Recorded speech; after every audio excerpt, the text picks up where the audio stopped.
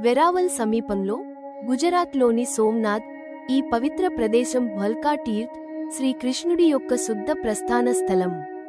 పురాణాల ప్రకారం జారా అనే వేటగాడు విక్షిప్తంగా కృష్ణుడి ఖడ్గాన్ని చెప్పారు. వాటి కొట్టడంతో ఆయన బలంగా గాయపడ్డారు. ది దోల్ యొక్క ముంగిలి శారీరక దేహాన్ని విడిచాక ఆయన స్వర్గ ప్రజారాజ్యంలో చేరారు.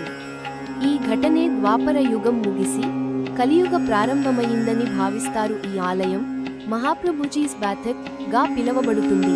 పిండయాడే కృష్ణుని అరగిన బడ తో ప్రత్యేక పీలుప చెట్టు మరియు తులసి వృద్ధికస్తూ ఉన్నాయి.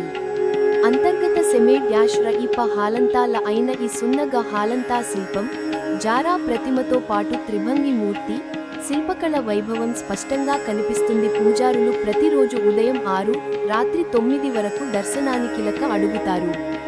శీతాకాలం మరియు జన్మాష్టమి సమయంలో ప్రత్యేకంగా సందడితో ఉంటుంది. జాన్-ఫెబ్ మధ్యలో సందర్శనకు ఉత్తమ సమయం. సముద్ర ఒడిసి పర్వతాల మధ్య త్రివేణి సంగం, హిరణ్, సరస్వతి, కపిలా నదుల సంగమం దగ్గర కృష్ణుడు బలంగా నడక ప్రారంభించిన స్థలం కూడా వీళ్ళు. త్రివేది గోదావరి తీరాన్ని చేరే రూట్లో ఉన్న దీని ప్రాముఖ్యత